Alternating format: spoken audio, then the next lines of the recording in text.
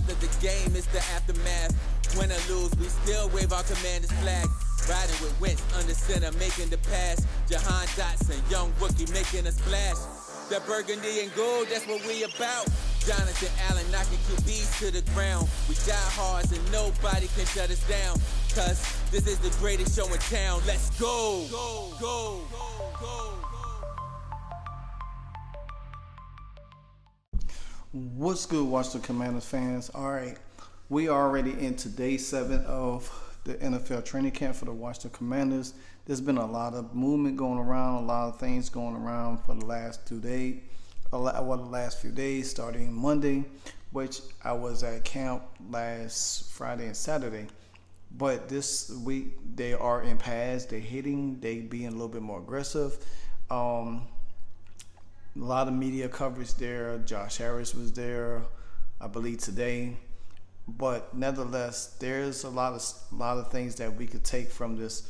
One, that you can see the aggressiveness of the team. You can see the intensity of the team. You definitely can see how this team is perceived now with a different sense of energy, a different passion from years past. You got guys like Terry that's leading this team. You got Chase, you got Montez, you got Duran, you got Jonathan. Then you got newcomers that's coming in like Emmanuel Forbes making a statement. I mean, if you've seen every highlight of Emmanuel Forbes in training camp so far, that he's going one-on-one with a lot of the receivers. If it ain't Jahan, it's Diami, Terry, Samuels, Pringle. You know, and it's just great to see this young man is able to start to adjust and playing different positions, different receivers, and from different sizes and strength as also, because that's going to make him better, because he is going to see some of this coverage. He are going to be matched up with some of these receivers also in the season. So it's great to see that Airbnb, not Airbnb, but Jack Del Rio is using him in different situations, not just in particularly well. Also, Quan Martin has been getting a lot of buzz as well. He's been doing very well. A lot of things by him. And we all know Sam Howell has been playing very, very well as well. He has had his ups and downs, I must say. He has had his ups and downs, but when you see him, you could tell that Sam Howell has, starting to get a little bit more comfortable in the offense. Now, Ron Rivera also did say, he commented about Jacoby Brissett, said, do not sleep on Jacoby. Say, that everybody wants to know about Sam Howell, but Jacoby Brissett, he's making some waves also. But we all know that he's there for backup purposes. Just in case that Sam Howell ain't ready, you have a veteran quarterback that could step in, that can lead your team. He's not going to cost your team, but I just think they really want Sam Howell to lead this team. They want Sam Howell to be that franchise quarterback for this team, something that we have not had in years. We had like a slew of makeshift quarterbacks, but the Washington Commanders, the one thing that this team has lacking is quarterback play. Quarterback play is something very, very crucial that this team really needs stability at. We got stability almost in every position, from offense and defense. Now, offensive line was an issue last year. We went out and addressed that. Turnovers was an issue last year. We went out and addressed that. The defense is still stacked,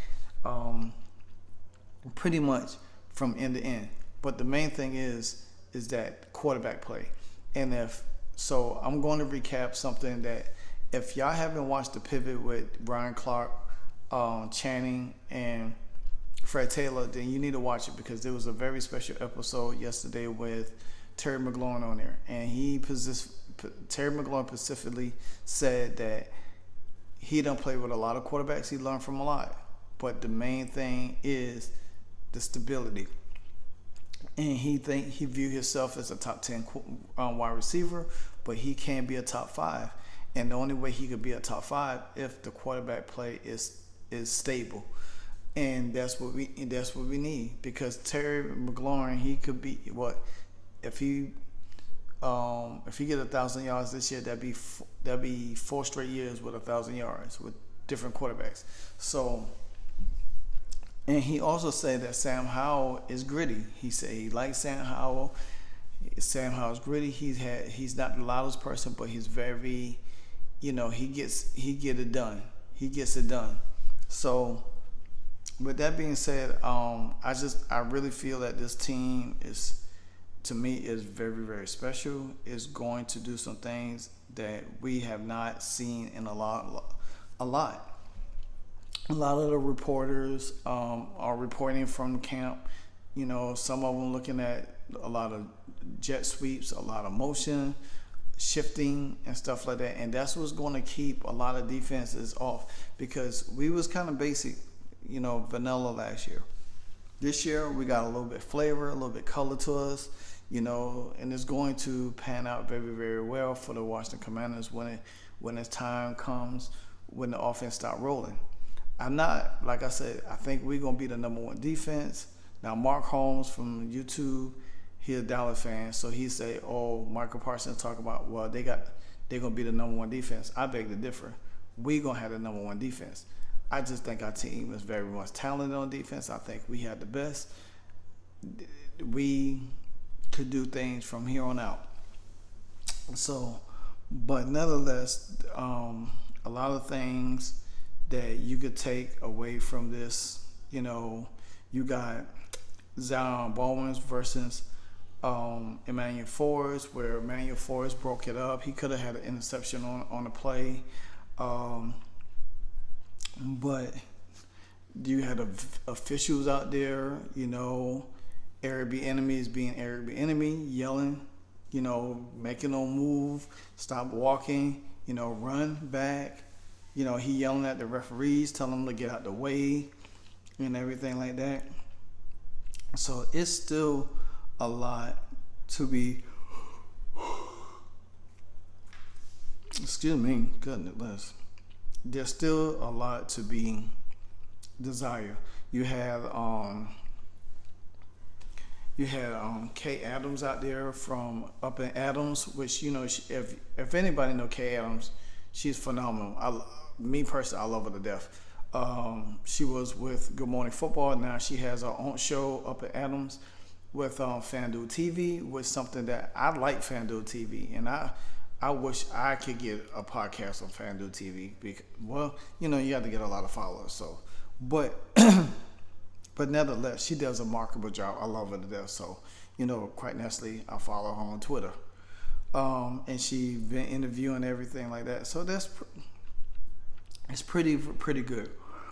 The thing about this is that I love where the Commanders are going right now. I love what they're doing. I love how they are taking a step forward. And this what you need as a team.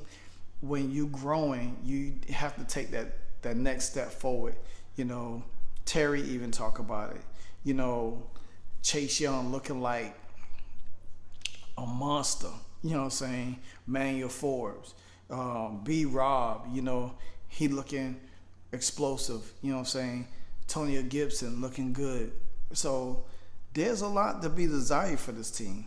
But the thing about it is, Santana Moss, he touched on something yesterday. The main thing is their legs are heavy because now they got pads on. And that is something that they're going to have to get used to, having pads all the time. Now, their first preseason game is next week. So it's going to be very, very exciting about that. So I do love it. You still got Jahan Dotson, Cass Allen, Mitchell Teasley, and Dax Manline. They all still doing return drills. So that's a good thing. You got wide receiver drills with Terry and Jahan. So there's a lot to be a desire, a lot to be a desire. And I do, Mason Brooks, the offensive lineman, he has been having an outstanding camp so far. And he's been taking it to Federa Mathis. And Federa Mathis, I'm looking for a bounce back season for him, because I feel like his big body, and if he could get into rotation, be part of that rotation, that defense, that D-line rotation this year, that's going to even help even more with Deron and Jonathan Allen, because then you're going to have another guy there that could get after the quarterback also and clog the run. And even though he's working his way back from injury, but once he starts showing signs that he's not tentative, I think it's going to be great. Now, you did have a lot of matchups. You had Tony Gibson versus Jeremy Reeves, which Tony Gibson steamrolled Jeremy Reeves only for a touchdown. Gibson running with a good pad level, so that's good to see. I remember last year Gibson fumbled in a preseason game or practice. Oh, that was bad. Then you got Curtis Samuel versus Benjamin St. Jude, which I love St. Jude. I love Curtis Samuel. Samuels made a contested catch from Howell working against St. Jude. Let me clarify something for y'all. The Washington Commanders defense is top notch, man. Top notch. You know what I'm saying? We can sit here and say, oh, well, Sam Howell's struggling. You know why? Because he's playing against elite defense. So if he's playing against a defense that's part of the team, and they giving him fits, guess what's gonna happen? When he gets in a game and he plays against a team with a great defense, he's more prepared. It's going to make him a beast. It's going to make him read and understand coverages, signals, sacks, or whatever the case may be. He's going to be in there to do that stuff. So guess what's going to happen? Sam Howell is going to be elite. You know what I'm saying? And playing against guys like this. And like I already mentioned, Forbes versus Zion and everything. Then Christian Holmes picked off Sam Howell today.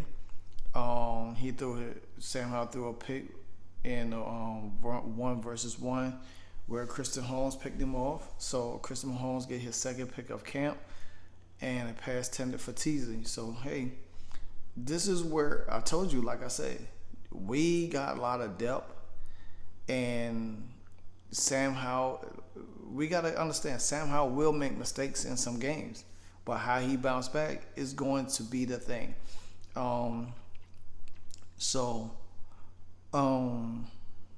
It was a busy day at camp, as always. I mean, you can see it from some of the posting on Twitter and stuff like that, highlights and whatever the case may be. There's been a busy day. Yet there was no standing around practice this year, as there was on field as blitz pickup and routes were with the tight ends and also with the running backs So there was a lot.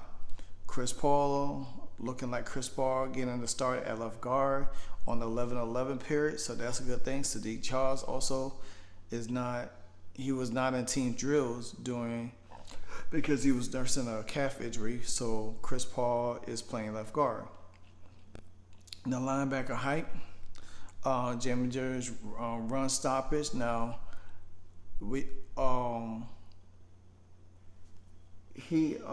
Jamie Davis still facing that reckless driving charge, so hopefully he gets that cleared up sometime this week, and everything gets the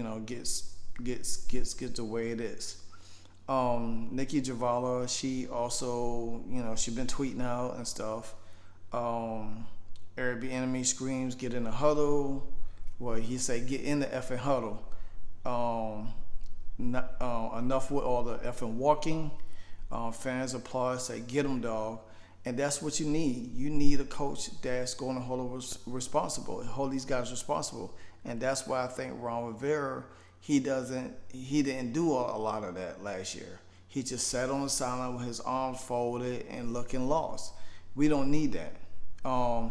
Chris Rodriguez, he had another nice day run, untouched through the pass of the defense.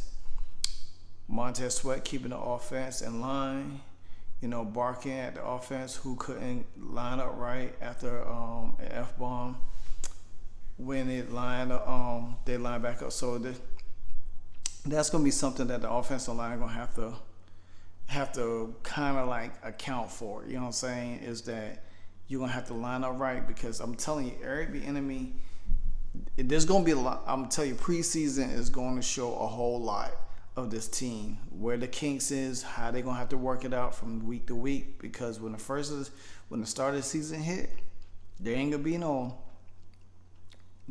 time to be looking lost. You're going to have to go out there and perform. Terry did a jet sweep read. Read it out perfectly by the defense. So the defense is on it. You know what I'm saying? And if the defense could read jet sweeps, this is going to slow a whole lot down. And actually, them kind of plays, when the defense on it, it's going to come down for a lot of yardage. Also, Sam Kazi against Deron Payne for the second straight day, and it was a nice matchup. Deron doing the one-on-one. So, and they say Deron Payne and Kazi has been the most entertaining one, because both guys with really good reps. So that's good. I like that. Now, newly Commander Derek Gore, who got signed, which he's from Eric Bieniemy, because he knows Eric Bieniemy's work. He had a good run today. So a lot of shout outs been about Cody Barton. Hearing Cody Barton is having a really good camp. So that's a good thing. He's been filling up the lanes, especially the run lanes and everything. He smashed Curtis Samuels, shot out the goal line, kept him out of there, kept him out in the end zone. So he proceeds to get in there a lot. So it's kind of good. I like what I see. Sam Howell did find Brian Robinson to cap off the drive with a touchdown, so that's a good thing. We still running more jet sweeps, but Mason Brooks versus F.A. Abala, that's another good matchup. Mason Brooks continued to stand out with a one-on-one. F.A. Abala had no answer for him, and that's now this Mason Brooks. You're gonna have to watch him in camp. He could be a starting offensive lineman in the game. I think this is going to be really good. Mason Brooks he's showing a lot right now, and that's what we need: offensive linemen that could take the best. And you going against, I'm not saying F.A. Abada is the best, but he did pretty doggone good last year. You got Ricky Stromberg versus Deron Payne. He did good. Then, Jonathan Allen versus a bunch of backups. Jonathan Allen ran over Nolan Lundberg. Then ran through Aaron Materio. So, it's crazy. Sam Howell threw another touchdown pass in the back of the end zone to Curtis Hodges. That was good. Then you had Keith Sutherland versus Ridgeway. And then you had Josh Harris out there and everything. Then you had Sam Howell versus Montez Sweat. That's pretty good right there. Nifty little pump fake from Sam Howell, get Sweat in the air on a boot. Let him continue to play and find a wide receiver. Sweat might have sacked them in real life though, but it did show some good schedule side from Sam Howell. So yeah, and that's the thing about it, because Sam gonna have to realize and recognize a lot of different stuff. And like I said, he's still young. He's gonna make mistakes, because you're gonna have guys like from the Eagles and the Dallas Cowboys and from the Giants you got to deal with. And they it's not that we have more players, but they have like one particular guy that you're going to have to really pay attention to. That's the key thing about it. It doesn't, like us, we have a slew of guys that we could throw at you and you can't keep up with. You know what I'm saying? So, but that's all the news and notes for training camp for games day 7. So hopefully there gonna be a little bit more tomorrow, and I could bring another full update on that. I try not to do not too much every day because I want to be able to take time off. So if I don't bring one on Thursday, I definitely bring a wrap up of the whole week on Friday. Until then, this is your boy LiveWire Sports Entertainment. Continue to like, comment, subscribe, hit that notification bell every time I hit a hardcore video. You can catch me on Twitter, Instagram, and Facebook page, LiveWire LWSNE. Until then, salute, hail to the Commanders. I'm out.